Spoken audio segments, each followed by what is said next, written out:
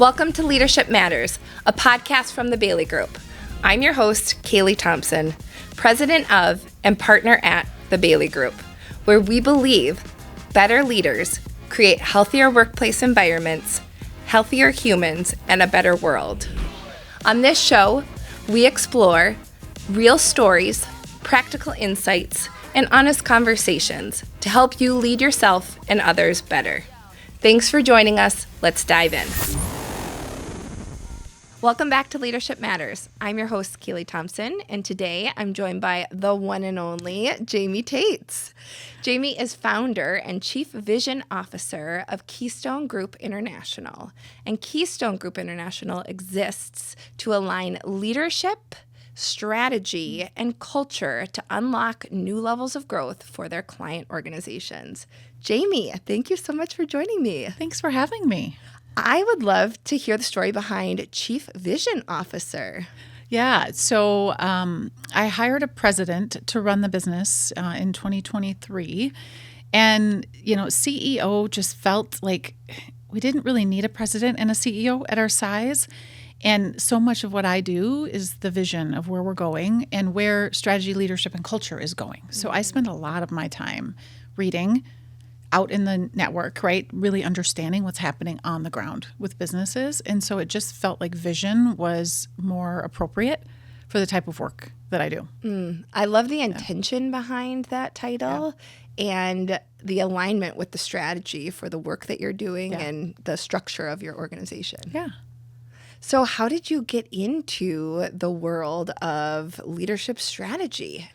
After many years in large corporate, seeing it not go the way I thought it should go, right? Leadership not being the focal point for a lot of change and a lot of strategy execution, and a lot of leaders being underinvested in. And so when I decided to start Keystone almost 14 years ago, I wanted to take my big business experience and tailor it for the small and mid-market. I tell the story, I grew up in a family business. And I didn't go back to the family business, but I rode the roller coaster of a family business, meaning good quarters and bad quarters. And it just that, like, what does growth look like? And it's hard sometimes, right, in a smaller business. And so I wanted to take the experience I had and how do I scale that? How do I help organizations grow in a smarter way, in a more sustainable way? And how does leadership and culture play into that? Fascinating. Yeah. What was the family business that you grew up Wealth. in? So wealth management, I'm not a finance person. So take us back to young Jaime. What was your dream job early on? Oh my gosh. I just wanted to work for an international organization. I wanted to travel. I grew up in a small town in Iowa. Okay. And I joke, but it is like, it's almost embarrassing, a little naive that I didn't even realize. And I grew up in a family, we didn't have a lot of money, but like we had a lot of things, like I felt normal, but we didn't have a lot of money. And I didn't know people went to college outside of your immediate state. Wow. Like I didn't know, right? Like I didn't look at any colleges outside of Iowa because I didn't know that was a thing. Sure. Now through I have 3 kids in college right now, one that's graduated, and I'm like, oh man, there were so many other cool schools out there that I didn't get to go to. But because of that, I just wanted to get as far away from small town Iowa, small business. Sure. So I went to work for one of the largest privately held corporations in the world and got to live abroad, travel globally. And so I got everything I wanted from that. Yeah. And then that became not quite as much fun after quite a few years of like the fun part of it had worn off. Yeah. And you came back to small. I came back to small. Yeah. I never intended to become an entrepreneur. Really? No. I had a really interesting experience and started realizing that impact is what drove me, not titles or, it was like the impact. And so in a large organization, you can't feel that in the same way. Yeah. And so I just started thinking like, how can I get this? And there was no other business that really intrigued me at the time. So I just thought, well, what if I just start doing this on my own, just me? Yeah. I never want employees. I never want anyone to depend on me, right? Sure. That was terrifying for me. And so I started out just as a consultant, like, I'm going to try this. I'm going to go, like, quit my perfectly good job, left stock options on the table, and was like, I'm going to do this. And like 3 years later was like, oh, crap. Like, I built a business, right? Now there's people, and like I've got to worry about all these other things. And spent quite a few years trying to figure out how to build a business instead of doing the work that I was doing. So there's been many moments throughout my entrepreneurial journey of like just not loving my business, not loving the stage it was in, right? Loving what we do, but not kind of the business part. So it's not all glamorous, that's for sure. So what led you to that original realization that it was more about the impact that was really at the core for you? I hired a coach. First coach I'd ever hired, right out of pocket. And I was working with her for about 6 months, and she just really helped me understand my values, right? This is like, I am such a proponent for coaching, and I always have been. It doesn't matter. Every leader should have a coach. Every board should require every leader, right, to have a coach, because it's somebody that can help you look at yourself with less bias and less filter, that people around you that love you maybe can't, or that work with you. And I hired that coach, and she, about 6 months in, she said, I do these retreats, and they're in a certain place, and there's another coach that comes in, and it's a lot of mindset, some spirituality, just like how do you get more centered and kind of more grounded. And I remember I wrote the biggest check at the time, $6,000. So this was outside of her coaching, right? Mm-hmm. To go on this 3-day retreat. And I had little kids, and it was like, oh my God, I cannot believe I'm doing this. And now I write, $50,000 checks for programs I want to be in, or but it was like that moment was a transformative moment for me, because it was like, I'm investing in me, and that helped. That was like on my lifeline, one of those points where it's like everything changed when I came back. I just got goosebumps. Yeah. So what initially gave you enough faith that coaching was something that was worth investing in for yourself from the beginning? Because I started to realize, especially as an entrepreneur, right? I started to realize that it's lonely. And on the lonely days, you can't bring that to your employees always, right? I mean, I always had great relationships, but that's not the place for them. And you can't bring it to your spouse, because unless they're an entrepreneur and maybe understand some of it, but it changes the relationships if you're dragging your friends and your spouse and your employees into your emotions and the roller coaster. And so I just knew I needed an outlet. I needed someone else to help me think through typically most of my own issues. It wasn't even business problems. It was where my mindset was off, right? Or where I wasn't thinking about things the right way. What was your understanding of coaching, having never experienced it before? Yeah. And how was it similar or different from what you expected? I'd had, I guess internally in a large corporation, I would call it coaches, but I would say loosely, right? They were inside, they were within like a learning and development part of the organization. Sure. So they were still a little insular, meaning it was just right for my development for the organization. And the first coach I hired on my own, I just thought, well, this will be somebody, almost therapy a little bit. I thought it was going to be like, they're going to talk me through some of those things. And then when they wanted to meet every 2 weeks, I was like, I don't have to, like, what? And I was like, there's no way this is going to be like, we're going to have stuff to talk about. And I've been meeting with a coach for 14 years every 2 weeks. It's not the same coach. Okay. Right? The coach has changed. Yep. But every 2 weeks, the fact I can find time for that, yes, even in the hardest moments, it's like I wouldn't give it up for it. I schedule all sorts of stuff around my coaching. I won't give it up for anything. Incredible. Yeah. How many coaches have you had over that time? 5. Okay. Just different things I needed, right, at different points. And I've gone on a lot of retreats. I just believe in that, the inner work, right? When I'm reading this book right now called The Second Mountain. So that first mountain is that part of your life where, it's about challenge and, contribution and like, what are you achieving? Yep. And what award, it's just all the things like checking the boxes. And the second mountain is about surrender and legacy. Yeah. And I'm totally in my second mountain. And so it takes a different kind of coach, right, to help, I think, on the second mountain versus the first. Yes. But yeah, I've just always been aware enough to know that when it's still working for me and when they're still adding value. Yeah. Now, speaking of mountains, I knew we were going to go here. I know a big part of your journey has been tackling a very large mountain in Africa. Well, literally and figuratively, yes. The largest, I believe. In Africa. Yeah, one of the 7 summits. Yes. And so the story is interesting because, people are always like, I do a keynote on it and I share a lot of the pictures, which is fun. But I start with how I got on the mountain, and it was not fun. Right. So being an entrepreneur, I was growing a business, and then, 2020 happened. And our business grew 40% in 2020 and 50% in 2021. So as a professional services firm, there were a lot that were shutting their doors, right, or laying everybody off. And so we had found something just in how we worked with clients and how we weren't seen as discretionary, which I'm really proud of, the relationship we have with our clients. And then 2022 happened. And so I really thought I'd made it through the hardest part. And 2022, I took some big swings. I hired some key positions that either we weren't ready for or they weren't ready for us. And I would say I spent a lot of money that didn't get us very far. In fact, took us backwards. And it's on me, right? The decisions that I made. And so by August of 2022, those decisions had been unraveled. And I was ready to be done. Wow. I was ready to, if someone had walked in on the right day, I would have sold the business for next to nothing. I just was like, I don't know if I want to do this anymore. It's not fun. Yeah. And as an entrepreneur, you're taking a lot of risk. And if it's not fun, then you're like, why am I doing this? I'm just going to go get a steady paycheck somewhere. And so I decided, all right, if I don't want to feel like this anymore, right? I don't want this fear to be the fear that's in my face every day. What can I do that scares me more? That's just how my brain works. Yeah. So to get rid of this fear, I've got to have a bigger fear.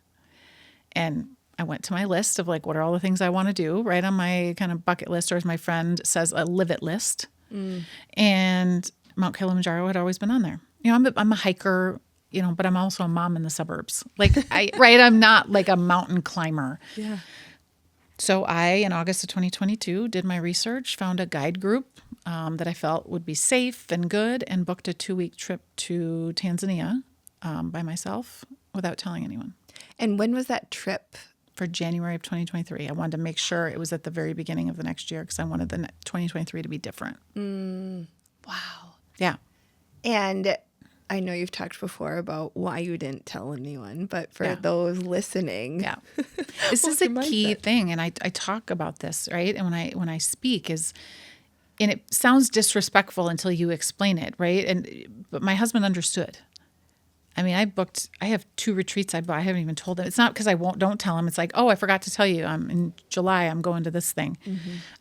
Because he knows how important personal development is to me. And that's just part of what I carve out to make sure I've got the funds and the time and everything for that. But the reason I didn't tell anybody about this was because I knew people would be scared for me.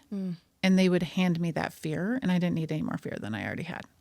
I already knew it was a big deal. Yes, you can die, right? Yes, your lungs can, things can happen. Yeah, it's a possibility. But I trained for it, right? I did the research. I knew I was prepared. And I knew if I had told anybody before I signed up, it would have been too easy to back out. But once you've paid and you're locked in, then I just had to explain why. Yeah. Wow. And I think there's a lot of us that don't take big swings because we tell people that we love before we're fully committed, and they have a different risk profile for our lives than we do. Or different values, or different orienting or stars. Yep. Yeah. Wow. I can't wait to get to the journey of tackling Mount Kilimanjaro. Yeah. Before we go there, what do you think it was about your life in 2022 after 2, great years of growth? Yeah. That had you taking some of those big swings? Were those motivated by fear? Were those motivated by a false sense that I knew what I was doing because I had gotten through 2020 and 2021?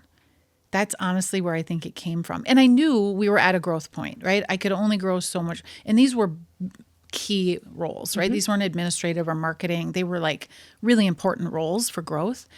And I think I just got maybe not overconfident because I think the confidence was justified. Yeah. But I don't think I was ready, nor was the business set up to maximize what they brought to the table. Sure. And so instead, they were figuring it out and I was figuring it out, and the figuring it out didn't work well together. Makes right? sense. The decisions we needed to make. So that's where I was just the ownership of can I even do this? Yeah.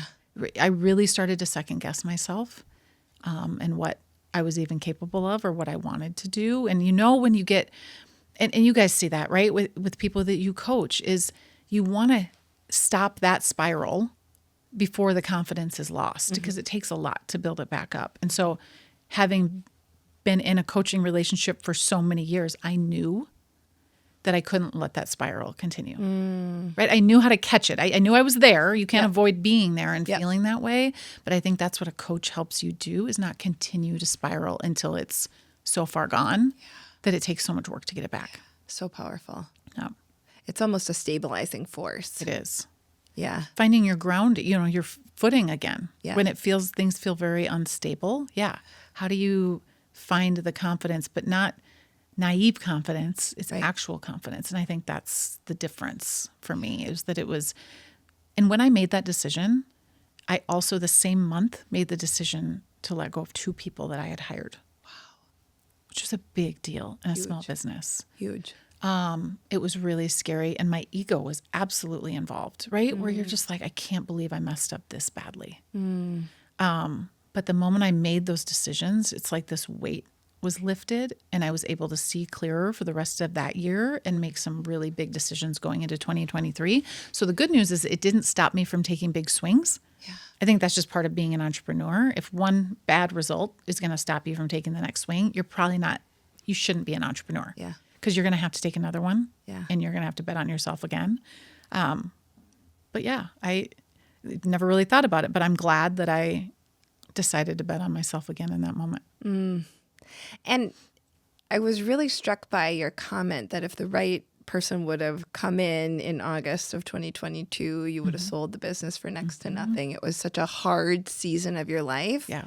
And now to see where you're at now with a thriving organization making such incredible impact in the world, I just think there's so much power in the stories of the hardships that occur along the way. Yeah. I mean, and I've written about this in several my books, but most people see the highlight reel. And that's why I say entrepreneurship is not glamorous. There might be glamorous moments. But I was reflecting on some of the things you had sent me just to prepare, and I'd never really thought about it, but you had a great question in there that I was just like, which just tells me, right, you're from a leadership coaching organization, because you ask really good questions that make us think differently. But it was about kind of the successes and the failures, and what have you learned from both? Yes. And I've thought, well, I'd never thought about what I've learned from my successes. Usually it's just from failures. And it brought me back to in 2023, for some reason, hopefully because of something I did mentally, but it was a really big year for awards. So we released a book, it won an award. I was named to several lists, and one of them was the Inc. 200 top female founders. Wow. With Eva Longoria and Kim Kardashian, legitimately. Not too bad. And I remember I got the call, and I was like, well, that's cool. I didn't even know that was the thing. That's great. My name's going to be in Inc. magazine. Okay. And then I just went about I don't even know that I've really talked to, I don't even know where the magazine's at, right? And that would have been a really big success, right? In quotes. Yep. But on my lifeline, if I were to plot out, right, the most important moments in my life, it's not even going to make the top 50. But it was a success, right? It was a highlight reel. Yep. And so reflecting on that, I've learned so much more from the failures or the missteps than I have from the successes. Yeah. And I think so many of us get caught up when we don't hear other people's stories, and people could look at you or I and be like, it must have been an easy path, right? Look at where they've gotten. It's just no, there's a lot on my path. I tell the story about starting my business, leaving corporate and making that decision. My husband at the time was a corporate executive, right? With our benefits and a great, just safety net. Mm-hmm. And 6 months later, after starting my business, I was in the middle of a divorce. And moved myself out of my beautiful house on a golf course to a tiny townhome, because I was an entrepreneur and my business wasn't there yet, right? I wasn't, and I was like, I'm going to raise kids now as a single mom and trying to figure out how to budget and do all these things I'd never really had to do before. Yep. Wow. And most people wouldn't know that about my business, right? It was not glamorous at the beginning. I was second guessing everything, and I felt like a fraud because all my corporate friends were looking at me going look at you, right? They were so proud of me for becoming an entrepreneur. And I tell the story about the first night in my townhome, sitting on dirty carpet with no furniture and thinking, I can't believe this is my life. But that was a moment, right? That wasn't who I was. It wasn't going to define my success unless I decided to stay in that moment. And I think that's the biggest thing is we all go through hard things. Yeah. Right? It could be a divorce. It could be a health challenge, a job loss. And there's a lot of people out there right now dealing with that. And it's really reframed for me. And when tough things happen, I'm actually in a tough season right now.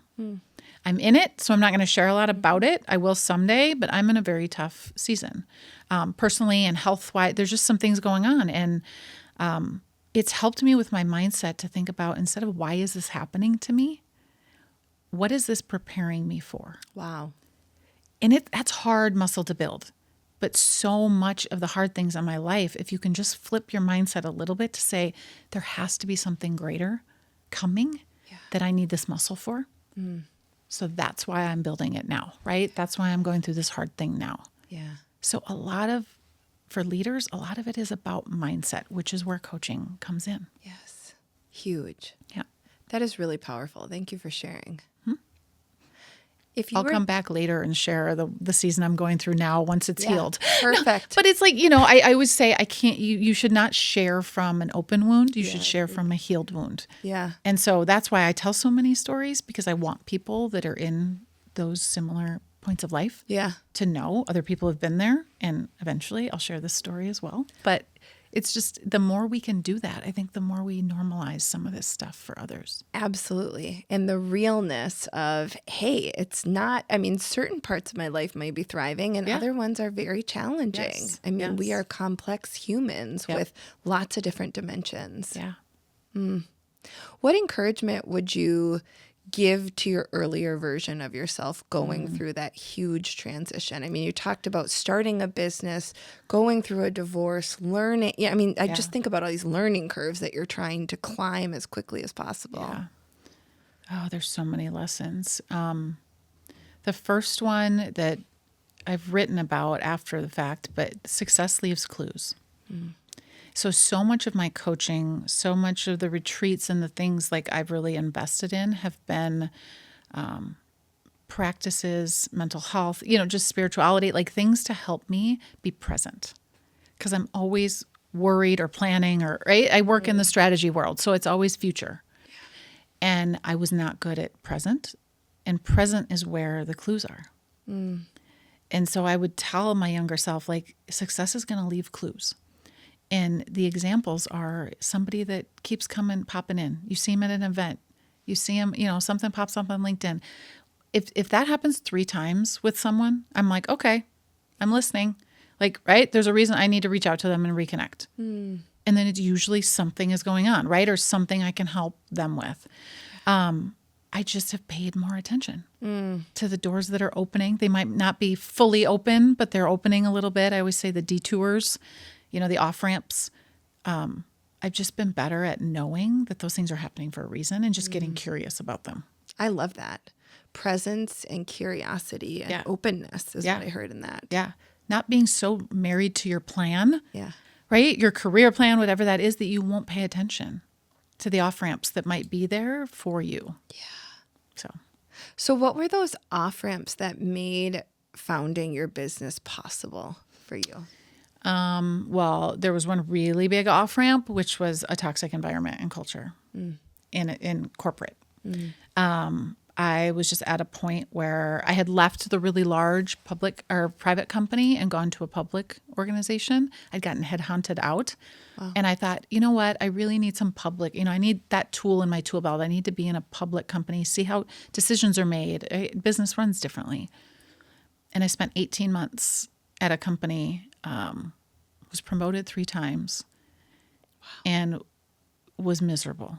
The company just was not good.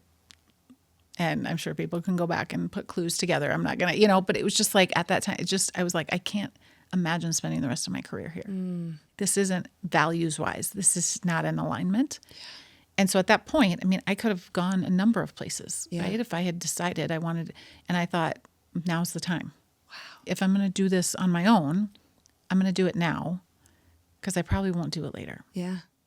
Right? I feel like I've got the opening and the opportunity. And so, I mean, it sounds like it was an easy decision. I'm sure it was many sleepless nights that I don't remember.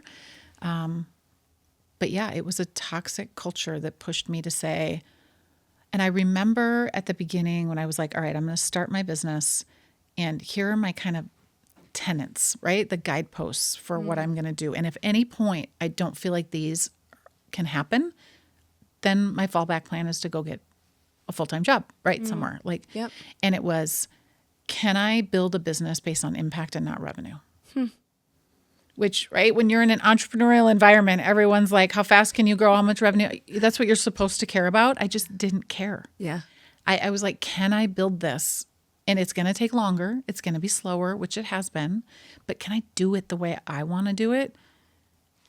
Can that sustain? I had no idea. Yeah. And can I work with people I want to work with? Meaning, can I say no to clients that I don't want to work with? And I'm still succeeding on both. So I'm still in business. Incredible. And at some point, I'm like, if it isn't like that anymore, then I have another decision to make. Yeah. Wow. That is so inspiring to hear. Yeah. I mean, because I didn't know if that could actually happen. Yeah. If you think about the world around us, Yeah. it's all about EBITDA and revenue, and yes, those things matter. But I was like, in my legacy of what I'm creating, an EBITDA number is not what people are going to say at my funeral. Yeah. What was scariest about that transition? Everything. I think the scariest, well, there's a couple pieces. So imposter syndrome was so loud. And I mean, every day still have it, but it was really loud where it was like, who are you? Right? You're a corporate person. You never run a business before. Like, I remember when I hired employees and it was like, I mean, my title was CEO because it kind of had to be. Yep. And I was like, I am such an imposter. Like, I'm not a CEO. But was I? And so I just would go to events, or I'd go and I'd be like, on my name tag, like, oh my God, like, can you just put something else? But that's what I had to put because that's what it was. Yeah. And I just remember thinking, I am so not a CEO. And then I became a CEO because the only way to learn how to be one is to do it. Yeah. And so that was really hard at the beginning. I felt very strange saying it, going places, because it wasn't why I started a business for a title. Right. And then there was just a lot of, I would say I'm like finance for dummies, right? Level of financials. And so I just knew I needed very early on fractional CFO, good accountants and CPAs around me because I didn't know how to make the right decisions. Sure. Right? In the business financially, like, how do I think about investing? How do I think about forecasting and all these things that didn't come natural and were not fun. Yep. They were not the things I was going to spend my weekends working on. I was going to avoid it. Yep. Until I couldn't anymore. Right. So I had to figure out how to build a team around me. Yeah. And, that's the piece I would say even today. We are overbuilt. And a lot, if you looked at us from systems and process and operating expense, people would be like, why are you? Because we're built for scale. Right? We know what strategy looks like, and we know you can't wait until you have the growth opportunity to have everything built, right? Yeah. To be able to scale. And so very early on, I was overspending and taking risks on things that were going to help give us a solid foundation for growth instead of worrying only about the next customer. Sure. So it's that whole idea of Dan Sullivan says 10x is easier than 2x. Yes. Meaning doing those things is easier than we've got to go find 5 new clients. Right. That's 2x, right? That's like, and so when you're in that thinking, you're very short-sighted. Yep. And so my chief vision officer role is, how do I stay in 10x thinking all the time? I love that. Yeah. Powerful. How did you overcome the imposter syndrome? And I also heard you say you still sometimes grapple with it. Every day. So I think this is on my podcast, we talk about, I bring on really successful people to talk about these things like you guys do, because it's like, if you think I've figured it out, I have fear. I have imposter syndrome. The difference is I've figured out how to recognize them sooner and not let them take as much control. Yeah. I can't avoid them. And I don't think any successful person can, because there's always another level. You know, driving here today, I'm like, what? Who am I to come on this podcast? Right? Like, and I'm certainly not any smarter than anyone listening to this, but you know, you have those moments where you're like, what do I have to say that's going to impact anybody else? Those are usually where my imposter syndrome creeps up. And then I've gotten so good with coaching and all the other tools, is like immediately the next thought in my head is like, if not me, then who? Right? So I've just learned to recognize it faster. Yeah. And I think that is the skill. Yeah. It's not about trying to avoid it, or if anyone thinks they're ever going to get past it. I just don't think you are. Yeah. I talk a lot with clients about like turning the volume down. It's a you can great still analogy. notice it's there. Yep. But I love how you talk about don't let it control you. Yeah. I remember that with, this is sort of a side note, but with postpartum anxiety, I was worried about that. I have 3 little children. And I talk, because I am naturally an anxious person just in general. Yeah, I'm me too. Type A. Yep. Very planful. I would say I run hot. Like there's a lot. It's complex. Yes. My poor husband. That, yes. JV, I'm going to use that one. But I just remember thinking, like, when is this a problem? Like, what should I be on the lookout for? And somebody told me, now remember, anxiety like has a place. Like there's a natural part of being anxious with being a mom, because you don't want your kid to get kidnapped, and you don't want to just leave them in a mall unattended and go off and do your thing. Yeah. And she talked about how really we look at the line being if it's keeping you from doing things. Yeah. So how much is it controlling your life? Is it keeping you from leaving the house? Is it keeping you from Being social or doing, Exactly. Yep. And so I love how you talk about it's still there, but I don't let it control me. I don't let it keep me from coming on the podcasts or doing the big things that I think, speeches. and I go to, like, if it's going to serve somebody, it changes my mindset a little bit about it, because it's not about me. Yeah. I mean, yes, this is me sharing my perspective, but it's someone else hearing it and applying it to their own life, right? So it's serving, Yeah. and that helps you get over it. But the other thing my therapist helped me on with anxiety is she said, essentially, anxiety, again, is not bad. It's your body's signal that there's energy that doesn't know where to go. It doesn't have an outlet. Interesting. So now I'm able to feel it and be like, all right, well, maybe I need to go for a walk and it needs to get out. Maybe I need to just cry, right? Because it's stuck. Yeah. Maybe I need to meditate or do something else. So I just think about it as being stuck, and it needs to come out That's great. in some way. So it's not as like something's wrong with me. It's just something that my body is cluing me in to something that feels out of balance. So what are your favorite outlets these days? Well, I live on a 60-acre farm. We bought it last year, and we moved in May of 2025, and then became empty nesters in August. So we've got 60 acres, so I get outside. The farm is like, I have a half-mile long driveway that, like, I don't see another soul when I go for a walk. that? And our tractor. I've learned to drive a tractor. Wow, you're a Share tractor pictures. driver. Yeah, I own 2 tractors and a manure spreader. I didn't know that was a life goal, but I do own one. It came with the property.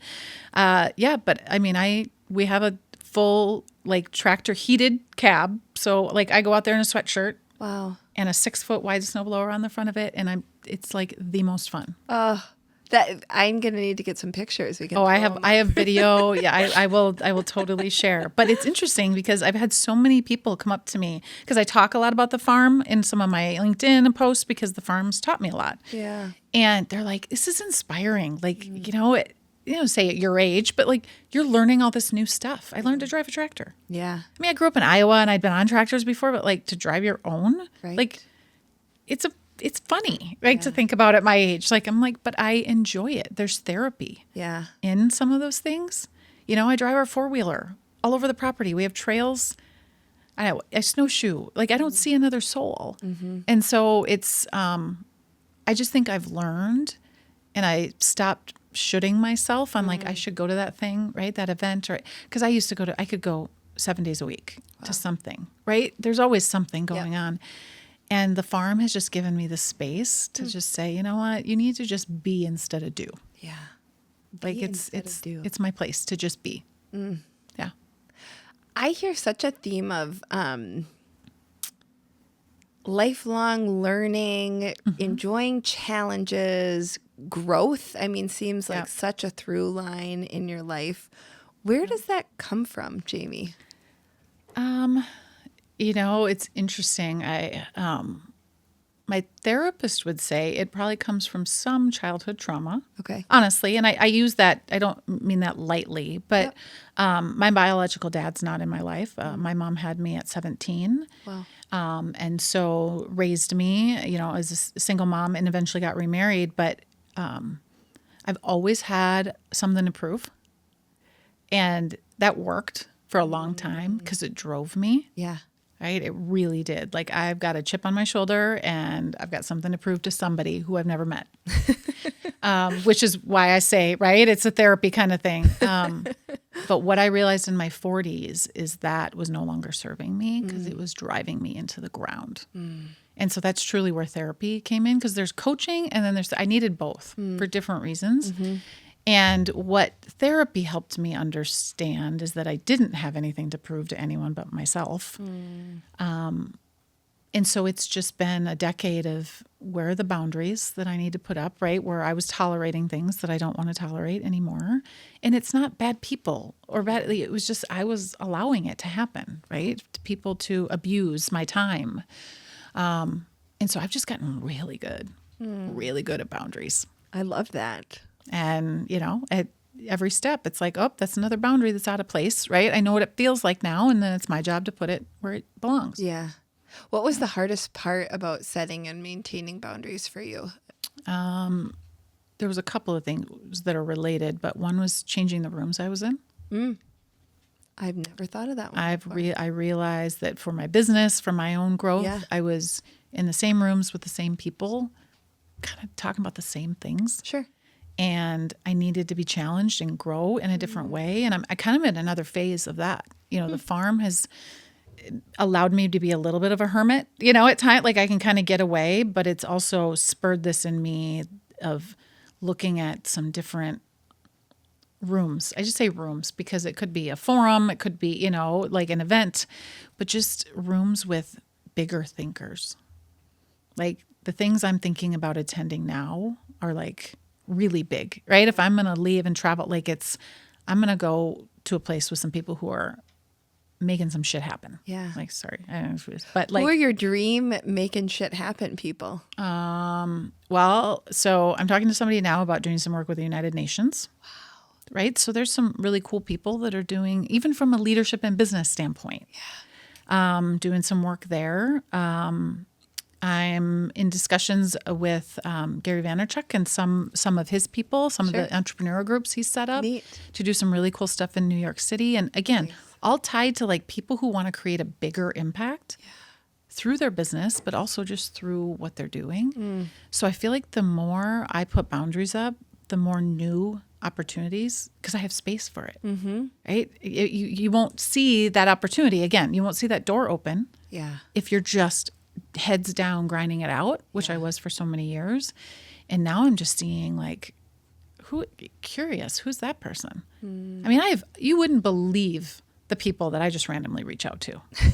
Not for biz dev, not for business. I just had a call last week with a woman. She's like, how did you? I'm like, I saw your testimonial on this, but like, I want to know more about this program you're part of. And I just reach out to them cold. Like, I have no fear of reaching out to I reached out to Simon Sinek's people and had a call with his sister who runs his business.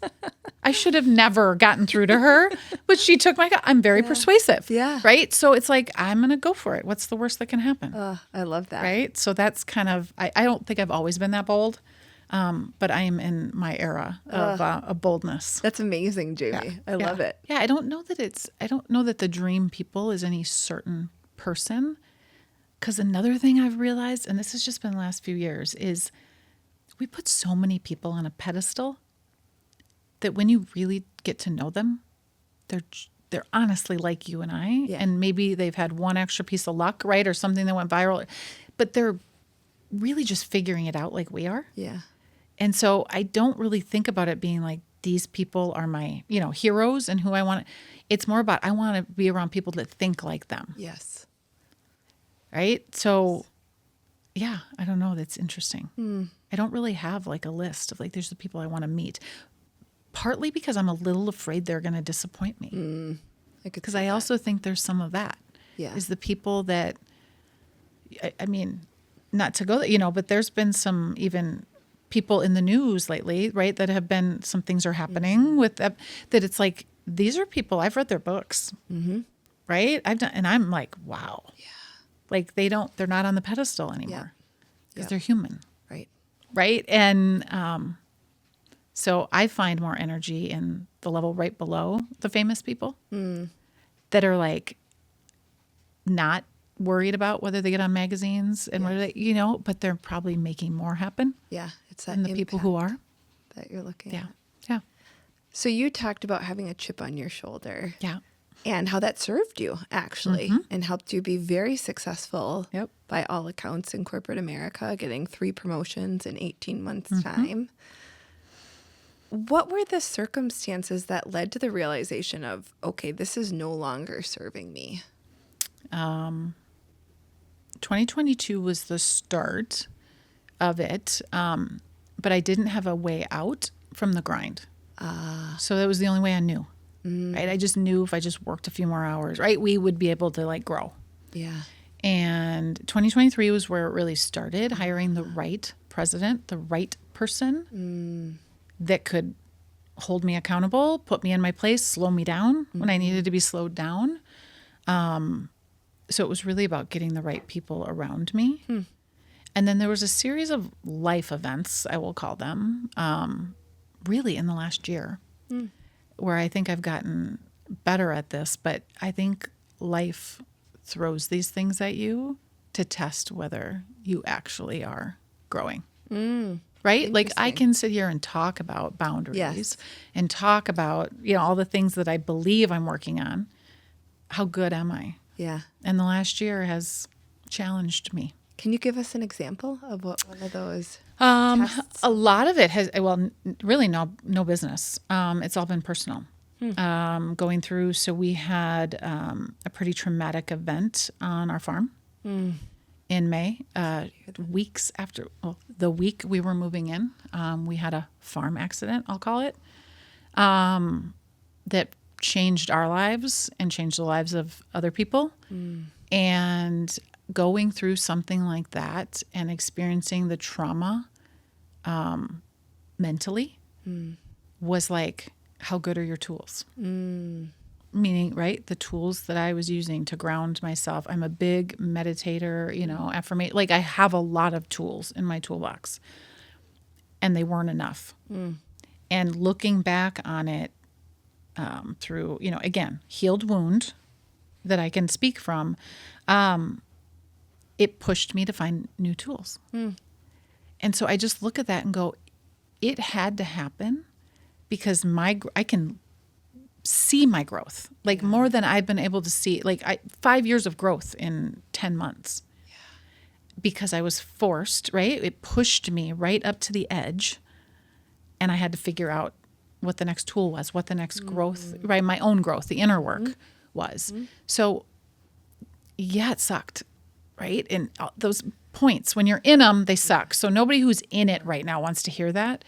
But someone who's been through it or is maybe coming out of something, there is light for sure at that end of the tunnel. And I think that's sometimes what we forget is those lifeline dots, those things that have had the biggest impact on your life are never the easy things. They're the things that have forged you through fire. And it really is so cliche, but it really is about how you come out of those, not what happens in the moment. And I've grown 5 to 10 years worth of growth in the last 10 months for sure. And I know it happened for a reason, as weird as that sounds. And it's really harsh to say, right? When something horrible happens, that I know it's there for me. And what am I going to do with it? I love that. I think that's a perfect note to end on. Awesome. Jaime, thank you so much for joining us. Thanks for having me. This was great. I completely agree. What a fun conversation. And to our listeners, thanks for joining us. Join us next week on another episode of Leadership Matters. Thanks for joining us. for today's episode of Leadership Matters. If today's episode resonated with you, would you do me a favor and share it with someone you care about? To learn more about the work the Bailey Group is doing in the world, check us out at thebaileygroup.com or follow us over on LinkedIn. We love sharing useful articles, helpful resources, and valuable tools to help you expand your leadership capacity. Like and subscribe, and join us next time for more honest conversations.